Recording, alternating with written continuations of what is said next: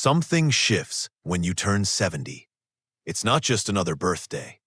It's a new chapter that many men and women are unprepared for. And yet, it's also a powerful opportunity to rewrite the rest of your life. If you're willing to stop doing certain things that may be quietly harming your body, draining your energy, or stealing your joy. Because here's the hard truth. Many of the habits that once got you through your 40s or even 60s, they simply don't work anymore. In fact, some of them can now actively shorten your life. Or worse, make your remaining years feel like a slow decline instead of a meaningful time of renewal. Turning 70 is a wake-up call. Your body is more sensitive. Your recovery is slower. Your sleep is lighter. Your tolerance for stress is thinner. And while many seniors focus on adding more things to their routine, more supplements, more exercise, more doctor visits, the real transformation starts when you begin removing the wrong things. In this 5-part video, I'm going to walk you through the 5 critical things you must stop doing after 70 if you want to enjoy your best health, mental sharpness, and inner peace. These aren't extreme changes. They're common sense shifts backed by science and clinical experience, but they require honesty, discipline, and a deep commitment to treating your body and brain with the respect they've earned. Let's be clear. This isn't about living forever. It's about living better, waking up with less pain, walking with more energy, laughing more often, feeling calm instead of anxious, connected instead of isolated.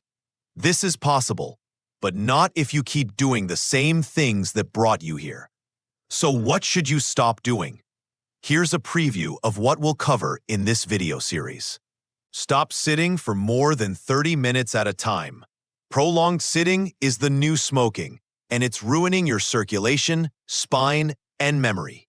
Stop eating late dinners. Eating after dark disrupts your hormones, digestion, and even your sleep cycles.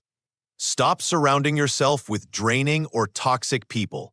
Emotional health becomes just as important as physical health at this stage. Stop skipping balance and strength exercises. Falls are the #1 cause of injury after 70, and they're mostly preventable. Stop denying help. Independence is powerful, but refusing help, especially for mobility, memory, or emotional support, can make aging far harder than it needs to be. Each of these 5 stops can add years to your life and life to your years. We'll dive deep into the first and most dangerous habit, sitting too long. You may think watching TV for hours or relaxing in your recliner is harmless, but what it's really doing to your brain and heart may shock you. If there's one habit that slowly and silently eats away at your quality of life after 70, it's prolonged sitting. You might think that after decades of hard work, you've earned the right to take it easy. And you have. But there's a dangerous difference between resting your body and letting it atrophy. What many seniors don't realize is that sitting for long periods without movement is now considered as deadly as smoking when it comes to your heart, your brain, and your mobility. Let's look at the science. When you sit for longer than 30 to 45 minutes at a time, your circulation begins to stagnate. Blood flow to your legs slows dramatically. Your hips tighten, your posture collapses, and your spine compresses. But the real damage happens deeper. Sitting too long suppresses your insulin sensitivity, spikes inflammation, and reduces blood flow to your brain. Over time, this increases your risk of heart disease, type 2 diabetes, Alzheimer's, and stroke, all without you feeling a thing in the moment. In fact, studies show that seniors who sit for more than 8 hours a day, even if they exercise, still have a significantly higher risk of death than those who sit less. Why? Because movement isn't just about burning calories. It's about regulating your internal systems, your blood sugar, your brain oxygenation, your lymphatic drainage, and your muscle engagement. When you stop moving, these systems go offline. I've seen it happen in my clinic countless times. One patient, Mr. Douglas, 74, retired early and spent most of his days reading or watching TV. Within 2 years, his posture had worsened. He'd gained 18 pounds, and his memory had become noticeably foggy. When we looked at his habits, the culprit was clear: too much passive sitting. After just 30 days of introducing short movement breaks every half hour, his back pain eased, his sleep improved, and he felt more alive. So what can you do about it? The answer isn't complicated, but it does require consistency. Here are 3 simple strategies you can adopt immediately. Stand and move every 30 minutes. Set a timer or use a smart device to remind you. Even just standing up and walking around the room for 2 minutes can reset your circulation and protect your heart. Incorporate light movement into your sitting time. Do ankle circles, leg lifts, or shoulder rolls while watching TV. Your body doesn't care if it's in a gym. It just wants to be used. Use visual triggers. Place a note on your remote, your bookshelf, or your coffee table that says, "Move every 30." It's not silly. It's a lifeline. Also, rethink how you spend your downtime. Can you take a phone call while walking around the house? Can you pace while brushing your teeth? Can you do 5 minutes of stretching every morning and night? These micro movements stack up and lead to major improvements in blood flow, balance, and even mental sharpness. One of the most powerful things you can do is replace some sitting time with standing or walking activities. Read your newspaper standing by a countertop. Listen to your audiobook on a walk. Do seated exercises with light hand weights during TV commercials. These small shifts add up to big changes. What you're fighting here isn't laziness, it's gravity. And the older we get, the more unforgiving gravity becomes. So meet it with movement. Respect your body's need to circulate, to stretch, and to stay upright. The price of long sitting isn't just stiffness. It's the slow erosion of your independence. Let's talk about one of the sneakiest habits silently wrecking your health after 70: eating dinner too late. Now, I understand. Maybe you've been used to enjoying a relaxed 8 p.m. dinner for decades. You finish your chores, watch some TV, and then grab something hearty before heading to bed. But here's the truth that most doctors won't tell you. Eating dinner after 7 p.m. can completely throw off your body's rhythm in your later years. And after 70, the consequences are far more serious than just a little indigestion. Your body's metabolism, hormonal cycles, and digestive efficiency all follow a 24-hour internal clock called the circadian rhythm. This clock governs everything from your energy levels to how your body breaks down food. When you were younger, your digestive system could handle late meals. But after 70, your stomach produces less acid, your gut motility slows, and your insulin sensitivity drops, especially at night. That means food you eat late isn't digested efficiently. It lingers, it ferments, it spikes your blood sugar, triggers inflammation, and disrupts your sleep.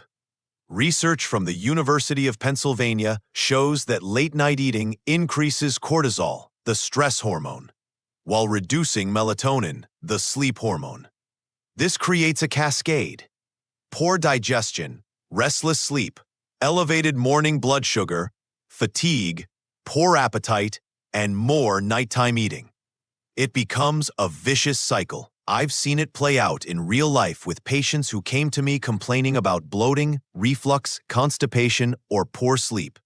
Many were taking medications for heartburn or insomnia.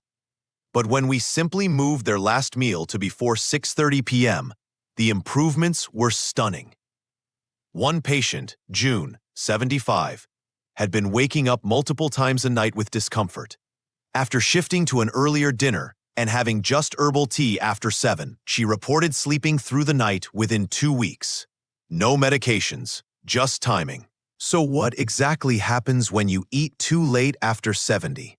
Poor digestion. The stomach doesn't empty properly, leading to bloating, acid reflux, and heaviness. Increased fat storage. Insulin is less effective at night, so your body stores more calories as fat. Higher blood pressure and cholesterol.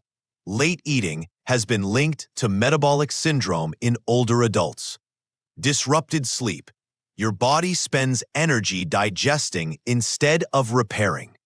Increased risk of Alzheimer's. Studies show that nighttime eating increases brain inflammation and reduces clearance of harmful proteins. Now, the good news. This is one of the easiest changes you can make for massive health impact. Here's how to make the shift. Move dinner to before 6:30 p.m. If that's too early, start with 7 and slowly work backward. Make dinner your lightest meal. Think soups, steamed veggies, or a small protein dish. Save the heavier meals for lunch. Establish a kitchen close time. After dinner, brush your teeth and close the kitchen to avoid grazing. Replace late-night snacks with warm herbal teas. Chamomile, peppermint, or fennel can support digestion and relaxation. And yes, there may be a short adjustment period where you feel hungry at night. That's okay. It means your body is rebalancing. Once your circadian system adjusts, you'll find yourself waking up clearer, lighter, and even slimmer. Also, if you take medications, ask your doctor whether any of them require food. If so, try to move your medications earlier with dinner or shift the dosage under supervision. Just this one change, moving dinner earlier, can reduce your risk of heart disease, diabetes, sleep disorders, and cognitive decline. It's not a small adjustment. It's a major victory for your internal clock. There's a saying that hits especially hard after 70. You become the company you keep. At this stage in life, every ounce of energy, peace, and clarity matters. Your body is more sensitive, your nervous system takes longer to recover, and your emotional resilience isn't what it was at 40. That's why this next habit is crucial.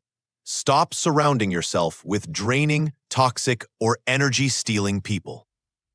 Whether it's an old friend who only calls to complain, a family member who constantly criticizes, or even someone you've known for decades who brings anxiety instead of warmth, now is the time to draw boundaries.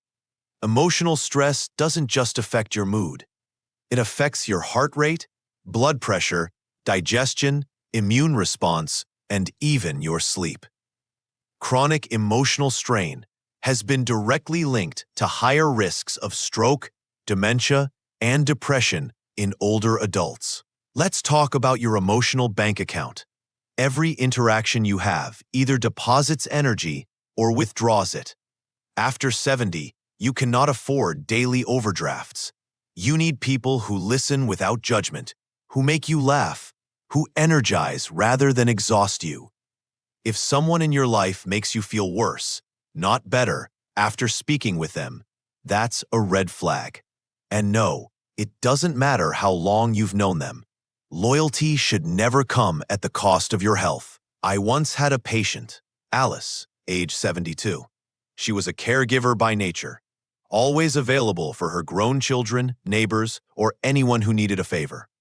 But over the years, her energy waned, and she began experiencing insomnia, digestive issues, and panic attacks.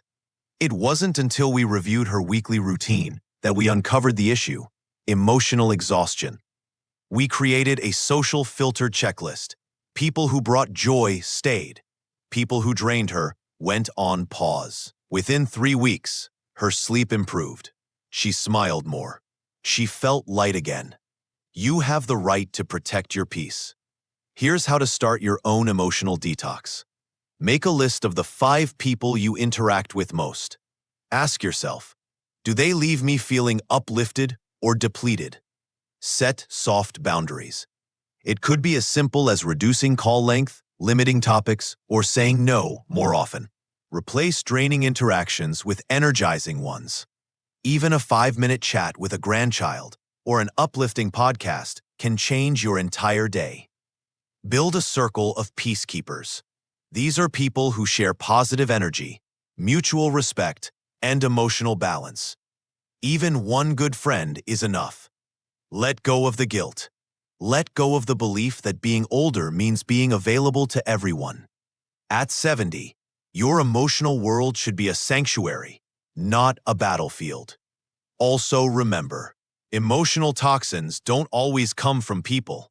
They can come from news, social media, or repetitive worry loops in your own mind. You are allowed to unplug. You are allowed to protect your peace. And if you're feeling lonely, that doesn't mean you have to tolerate unhealthy company. It's better to spend time alone in peace than surrounded by others in pain. Use that time to reconnect with hobbies, nature, or yourself. Let's face it, most people over 70 have spent a lifetime being strong, capable, and independent. You've raised families, managed households, and weathered challenges that would buckle younger generations. So it's no surprise that asking for help, or even just accepting it, can feel uncomfortable. But here's the truth. Refusing help after 70 is not a sign of strength. It's a silent form of self-sabotage. And today, we're going to talk about why it's time to let that mindset go. Too many seniors carry the belief that saying yes to support means admitting weakness. But in reality, knowing when to accept help is wisdom in action. It's strategic. It preserves your energy, reduces risk, and opens the door to deeper connection. I've seen heartbreaking cases where people refused mobility aids because they didn't want to look old, only to suffer serious falls. Or they hid memory lapses from family members, thinking they were protecting their dignity, but instead delayed important treatment. This resistance doesn't protect independence, it destroys it. Let's reframe the conversation. Accepting help isn't giving up control. It's optimizing how you use your energy. If you don't have to stress over cooking, carrying groceries, or remembering appointments, you free up space to do the things that actually bring joy and meaning to your day. Think about it like this. After 70, your health becomes your most valuable currency. Every step you take, every decision you make, either protects it or risks it. If help with driving prevents an accident, if help with bathing prevents a fall, or if help with shopping keeps you nourished and rested, isn't that the smarter choice? Here are 5 kinds of help you should stop rejecting. Mobility support. Whether it's a cane, walker, or handrail, these tools prevent injury and extend your freedom, not limit it. Memory reminders. Using a notebook, phone alert, or even asking a loved one to remind you about meds or appointments isn't a flaw. It's a strength strategy.